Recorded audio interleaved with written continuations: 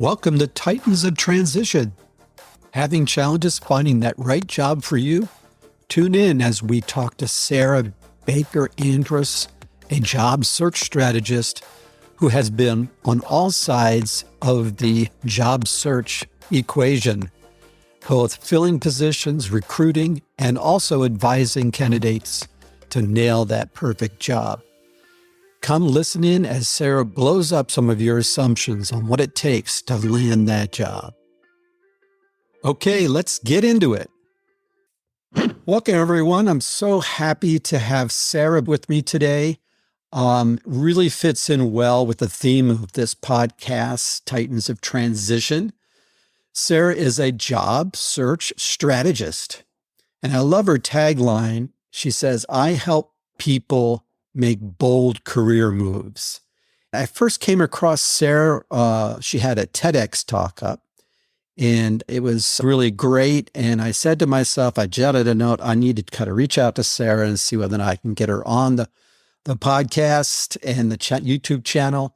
Sarah has an interesting background. Her original degree in political science and government, and then went on for an MA in education policy and adult learning from the University of Maryland at College Park, a career including marketing. I'm so happy to have you here on Titans of Transition. Well, thank you, Joe. It's always fun to talk about how people make changes in their careers. So I'm delighted to be here today. Why don't you unpack a little bit more about your background, and maybe if you would, take a few minutes and talk about your own personal transition from your educational background, your industry background, how you became a career strategist. Oh, sure. Absolutely. I think like most of us, I fell into my career path by accident. It just was a happy accident. I was in graduate school, and I had the good fortune to have a job on campus where they had me providing some advising for adult students who were returning back to school, either due to layoffs or coming out of the military. So I was younger than the vast majority of the people I was talking to, and I was so inspired by them. I was so inspired by their willingness and capacity to make change at different stages of their life.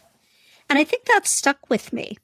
And while I continued to stay in academia for a few years and went on to help people find internships and jobs and things of that nature, I had this curiosity about the business world. And I thought, well, I'm not sure academia is for me, and I'd like to try something else while I can. And I had been inspired by these students that I had been working with who had made changes in their lives. So I thought, why not? Let's give it a shot. And the obvious transition for me was to move into recruiting because it was so closely related to what I already knew. And I was really lucky to find an opportunity with a company where I was able to help them grow their recruiting program, as well as eventually build a team of my own and become one of the more senior executives so that I got to understand how the recruiting process fit into the larger goals of the organization. And this really meant over time that I've kind of sat on all sides of the recruiting equation. I've been a career counselor. I've been a recruiter. I've been a hiring manager.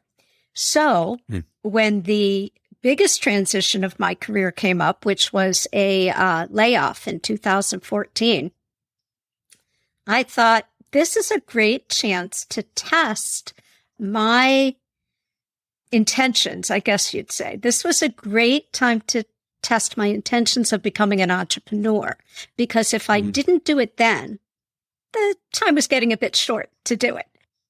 So I started Avara Careers. We do career coaching as well as consulting on staffing.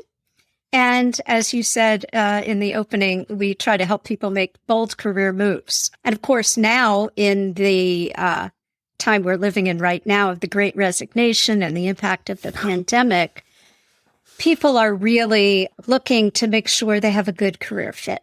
And I love helping them with that. If I could just interrupt there's a couple things that I want to swing back to. First of all, you used the word bold. career moves, right? So I'm just kind of curious why the word bold. It's very strategic on my part because the fact is that there's a cycle that most of us go through when we are thinking about a job change. Something triggers us, something annoys us, something doesn't feel right, or we see an opportunity and we think, I want to go for that. And there's a lot of energy and boldness in that. So we immediately might take action, but usually we're not taking the best action. Mm. And what happens is then the fears set in and we stall. And this becomes a cycle. Something else triggers us. Oh, it's time to make a move. Let's try again.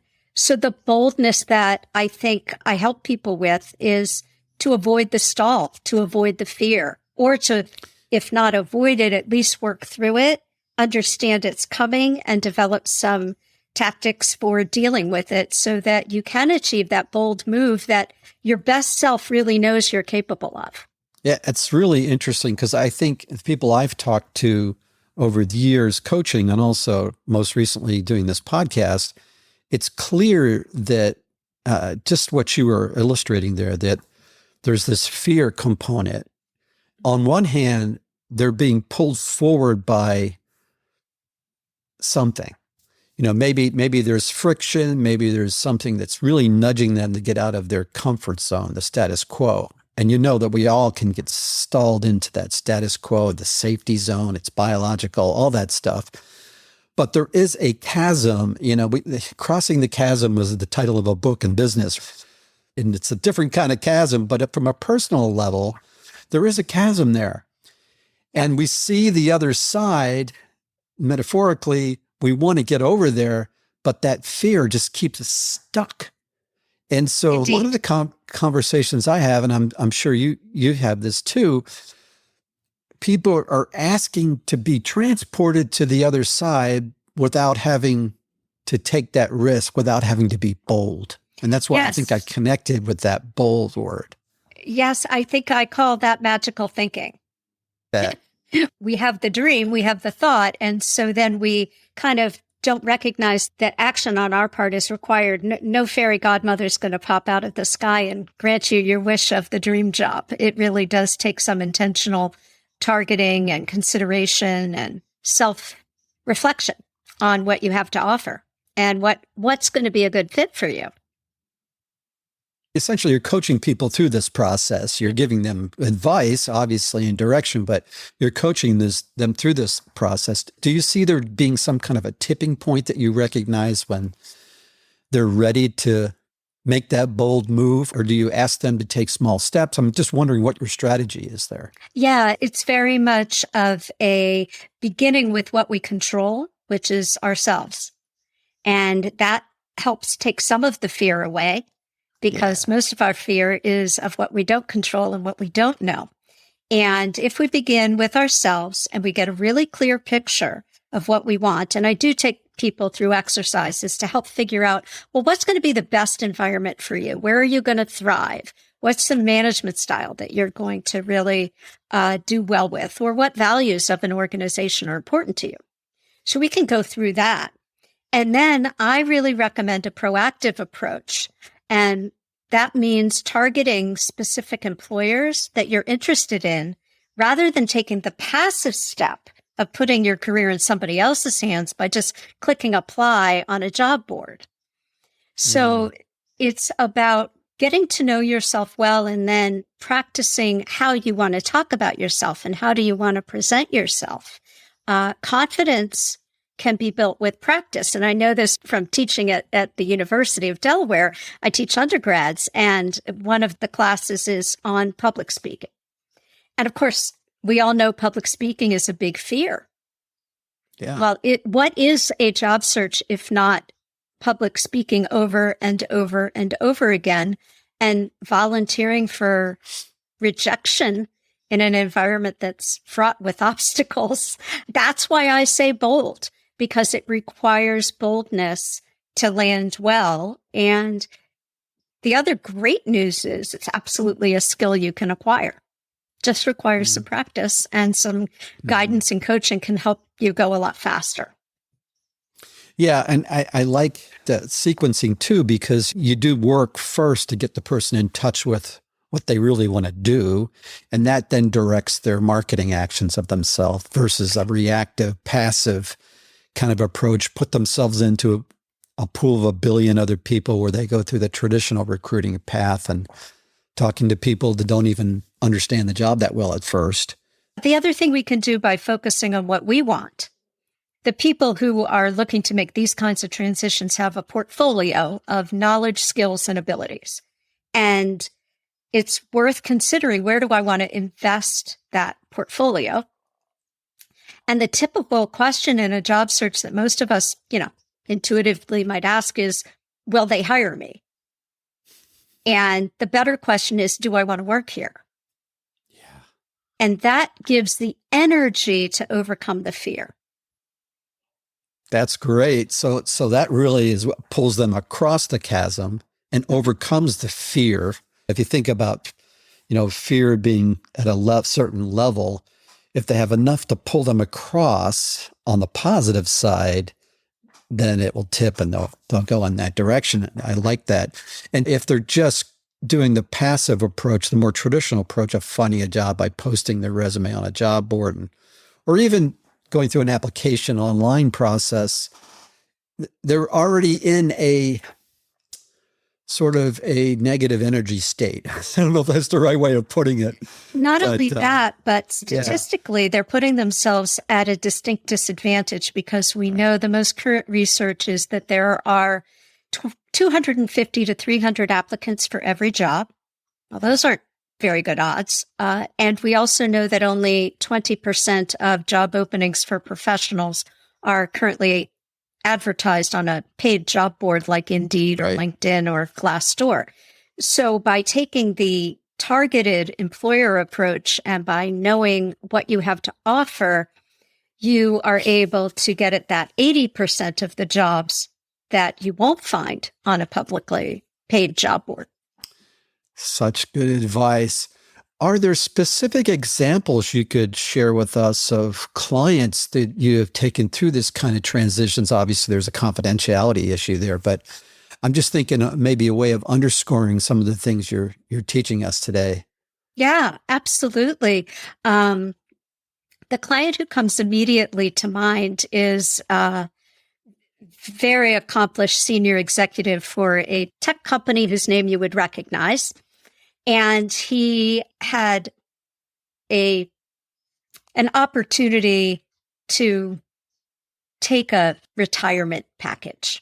So many people are coming to me who have an opportunity to take a retirement package. Opportunity. How about that? Yeah. So when he came to me, he said, I'm not ready to retire. I would really think about what I want to do. I want to think about what I want to do that can have all this expertise that I've gained over the course of my career. How can I have an impact on the world? I don't need to contribute to any company's bottom line anymore. I want to really think about what's important to me and where the skills that I have and my experience are going to have the greatest impact. And so we worked together. And interestingly, I encouraged him to simultaneously continue to apply to jobs at organizations he was looking at while he was also exploring this business idea that he had. And the reason why you want to do both is to actually compare, how do I feel when I'm in this interview? How do I respond to the type of opportunity that they're presenting me?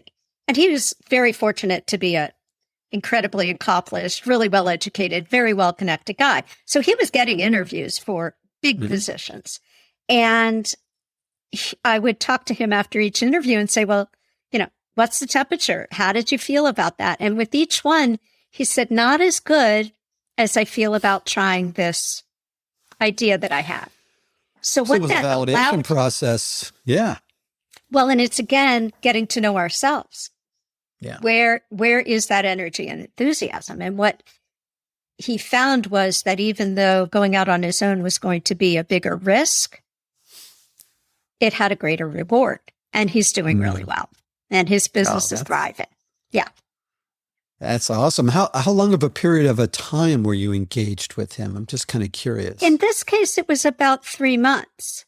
Yeah, that's So not that long. yeah. I mean, once you make a decision to really do this, it can go pretty quickly, and you set the pace. I think the other important piece here is, who are you talking to? Because there's no need to kind of reinvent the wheel. There are people who've gone before us and made all kinds of transitions, whether it's starting a business or going to a different industry or navigating the networking challenges. And again, that's a learned skill. You can talk to people and find out what they did. And, you know, a very underutilized resource is actually job boards for research. Instead of job boards for, do I qualify for that job, which is a process of self-elimination. How about looking at this and saying, I wonder who's hiring in this industry? And then talking to people at those organizations.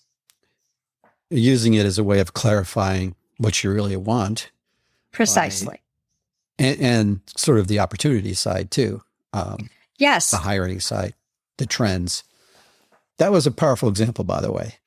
In a couple different ways. This gentleman, very accomplished, sort of in the seasoned part of his life, he still needed to think this stuff through and get clarity.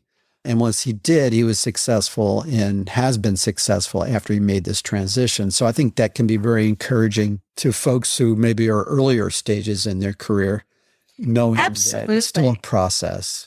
Yeah. I think doing the research and looking at the opportunities actually gives us a foundation for a bold move.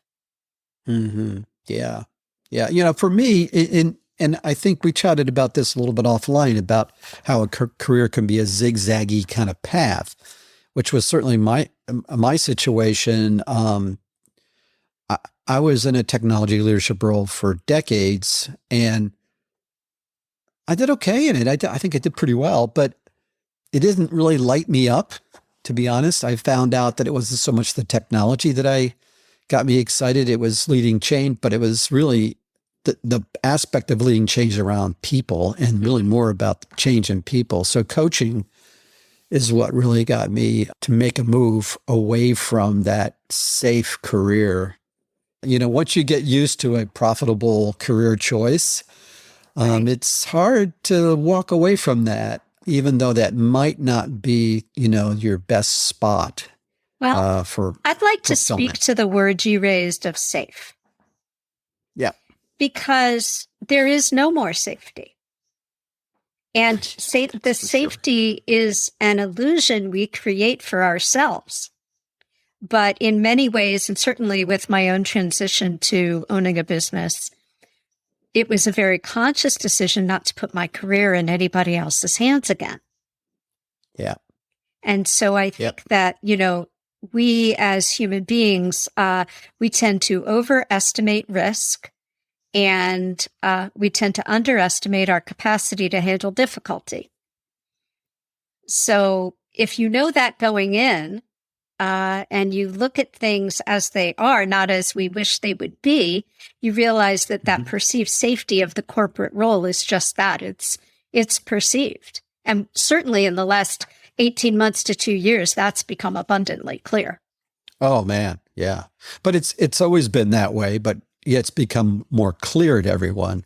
I've talked to a number of people who have had change thrust upon them.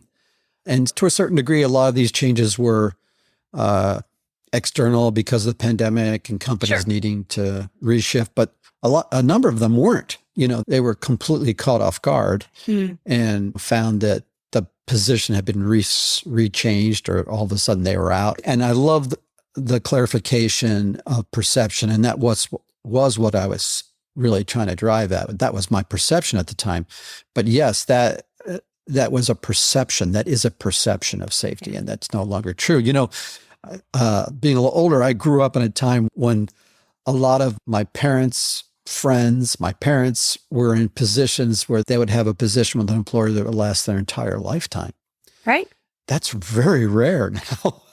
Not only is it rare, but it's actually undesirable. So we know that now there is a bias against people who have stayed with the same organization for whatever the recruiter thinks is too long, whatever that is. We also know that today's graduates are going to probably have 4 different jobs before their 30th birthday. Oh, yeah. So true. So true. So if we know that and we prepare ourselves for that, and we begin to think about our careers differently, then it actually can be an adventure. And you can look at your career more as, what skill set do I want to develop next? Or who do I want to work with next? Or what type of work and what kind of industry am I curious about? And it's really hard to give up that stability that we all naturally want. And at the same time, by looking at it as it is, rather than as we might wish it would be, we're really becoming far more resilient and agile in a job market that's going to change whether we want it to or not. Yeah. And sort of the long arc of a career. I love the framing. I usually phrase it this way: the world as it is versus the world as I'd like it to be. Right. But this whole idea of passivity also translates into how you approach your career, just from a generic standpoint. Starting out, are you gonna just wait for things to come to you? You know, why haven't I been promoted? Why aren't I moving faster? Rather than owning it and having a vision, the direction you want to go in, where you want to work, what do you want to do? Is it serving you? Do you need to make a shift? All those things are active and proactive versus the passivity of sitting back. And that can happen over a long arc, you know. For sure. In my case, good things were happening frequently enough, not that bad things didn't happen, but frequently enough that I said, I'm just going to hang with this. But I wasn't being proactive about really digging into what really was best for me, what really connected strongly with my gifts. I was more opportunistic. I was the same way. And I think that came out of, the environment in which we grew up in, where that was just what was expected. Be grateful. You have a good job. You're getting promotions or what have you. Yep. And it didn't occur to me for a long time.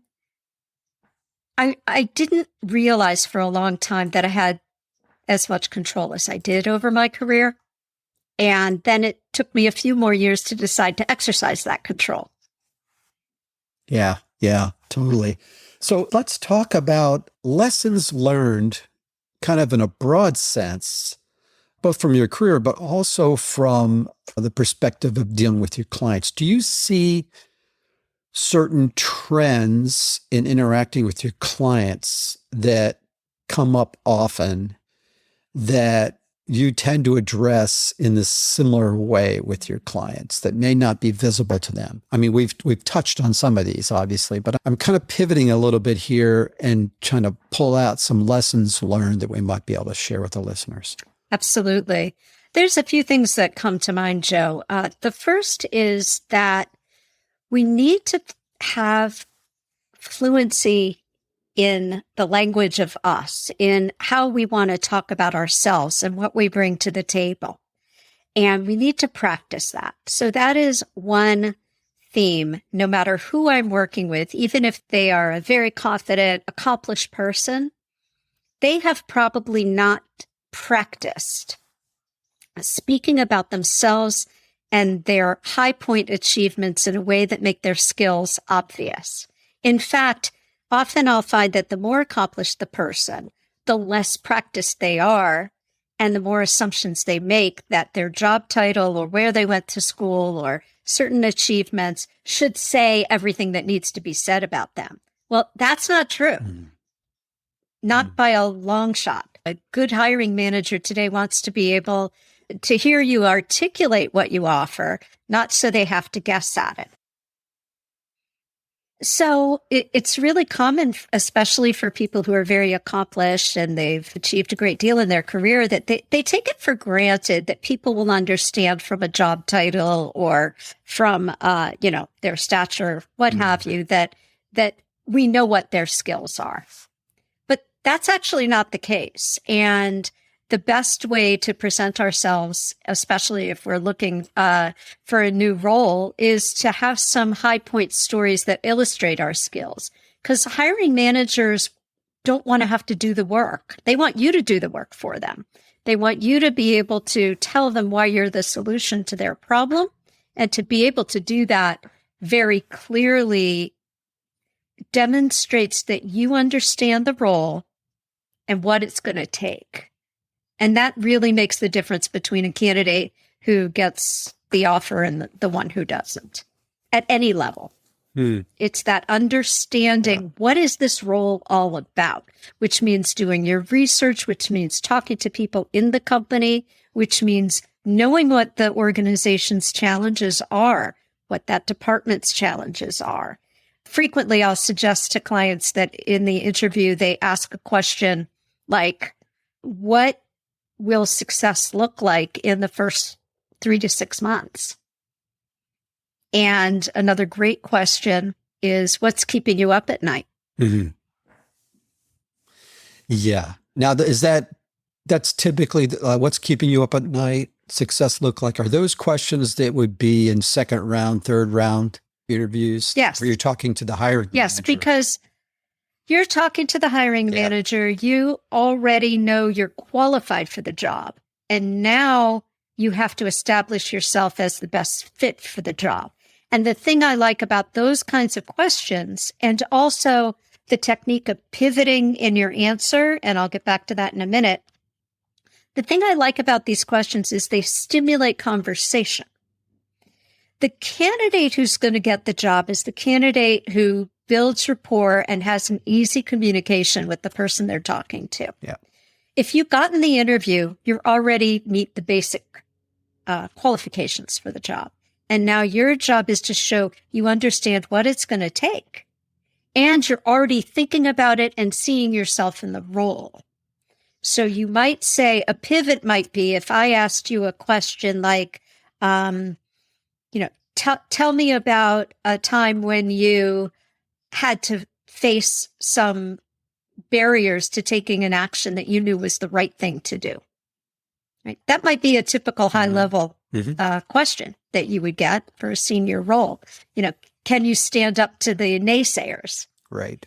And not only do you want a story for that, which is really important to talk about when you've done that before, but you also want to be able to pivot from that and say, I'm really curious.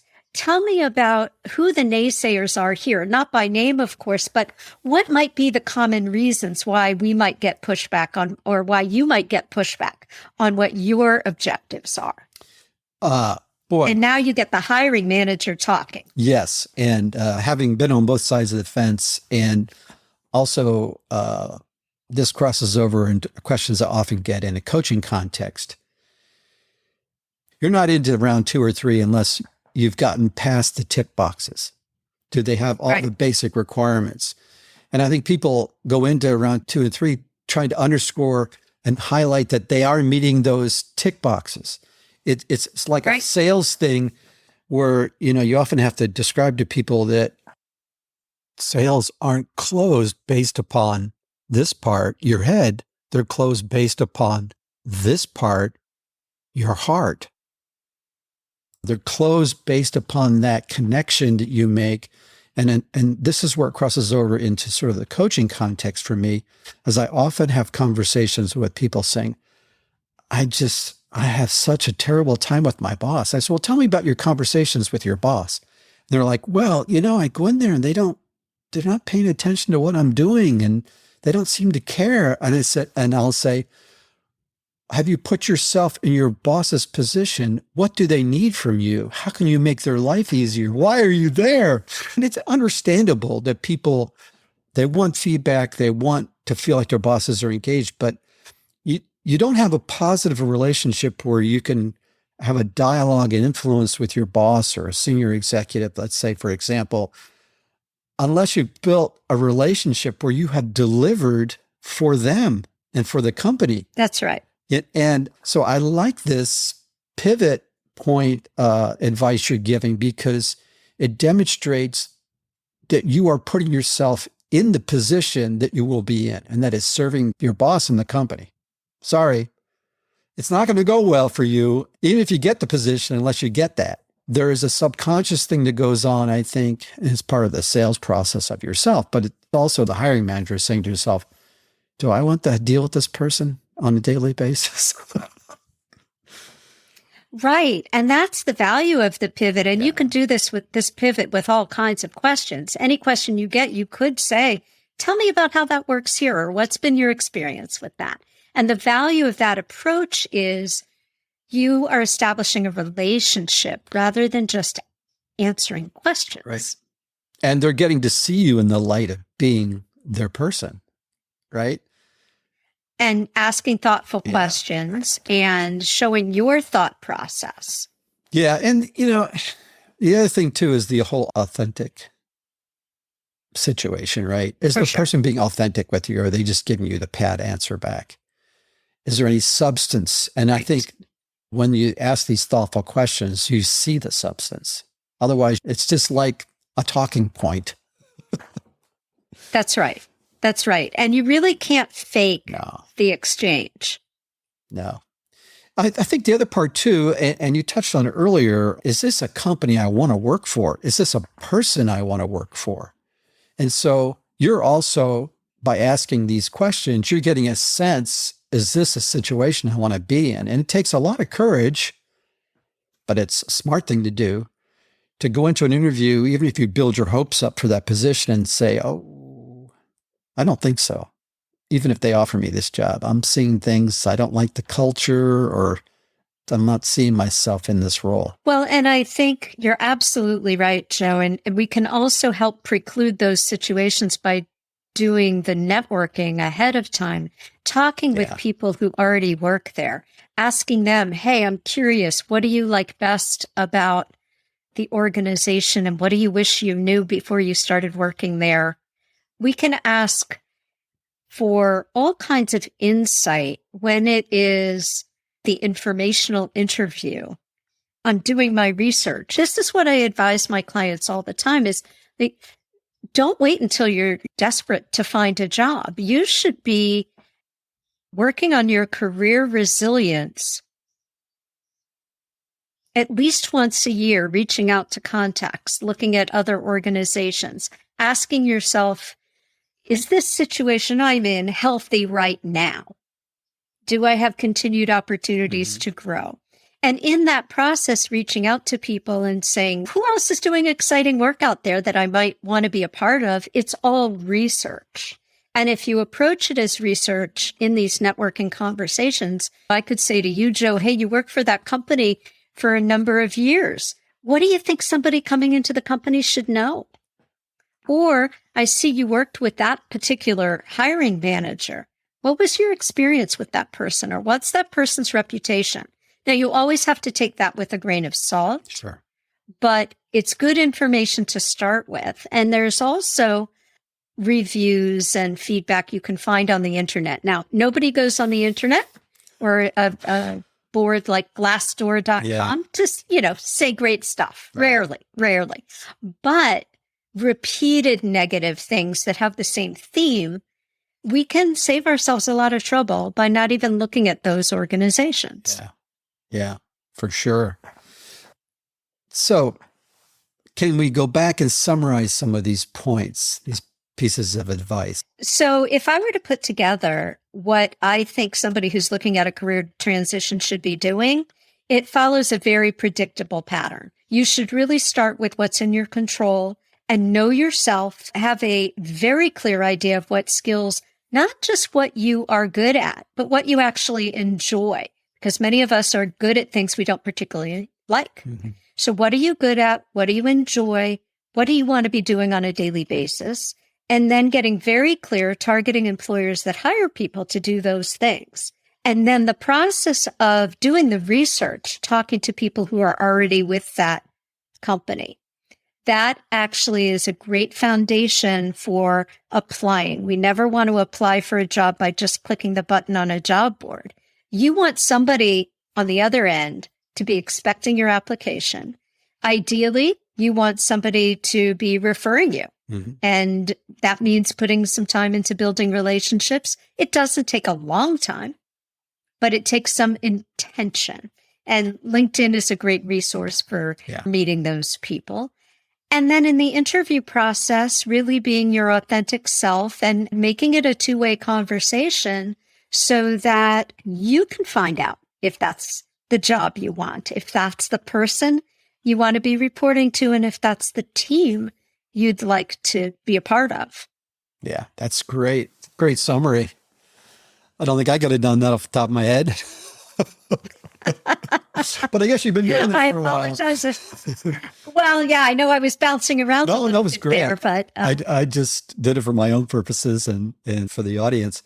Let me ask you this canned question you probably are expecting. So if you were to give yourself advice as your 25-year-old self from your own personal point of view, obviously you love what you do and you're in the right spot and you're doing great at it. But thinking back to when you started out, what would you say to yourself? Now, this could obviously be different than what you just summarized for us. So if I think about what I would say to my 25-year-old self, I would say, be bold. And I think, just to come back to where we started, I was too timid. I didn't have enough confidence in my own abilities, despite the fact that I routinely got exemplary performance reviews. I would say that I could make a move, even if it felt uncomfortable or a stretch. And the more practice I got with that stretch, I think the more rewarding my roles might have been over the years, because another skill is the stretch. Mm. And I wish I had done a little bit more of that. Of course, that's 2020. Sure. But I will also say this, that whatever decision you make, you can make it the right decision. And I think that I did the very best that I could with the information that I had at the time. And I give myself a lot of credit for that too. That's awesome. That's awesome. Sarah, how can people reach you? I'm sure people who are still listening are wondering, I need to talk to Sarah. So what's the best way for them to get a hold of you? Absolutely. Well, the best way is my email, which is Sarah, SARAH, at Avara Careers, and I'll spell that, AVARAH, careers, CAREERS.com. Email me directly. I'd love to hear from you. You can also check out my website at avaracareers.com. And I'd love it if you'll follow me on LinkedIn. There I am Sarah with an H, SARAH, B as in boy, Andrus, ANDRUS. That's awesome. I will, of course, put these references in the show notes to make it a little bit easier on you guys. And boy, Sarah, it's been a pleasure speaking with you. I wish I had talked to you when I was 25 years old. Well, thank you for the opportunity, Joe. It's been a pleasure and a fun conversation. I appreciate it. Okay, guys, make sure you check out Sarah's site and do reach out to her if you want to avail yourself of her services. And I would also say she does have some TEDx talks up there, so you might want to check that out as well. Hey, thanks for joining me today on Titans of Transition. I hope you enjoyed the episode. Please check the show notes for additional information. Also, please like and subscribe to this channel.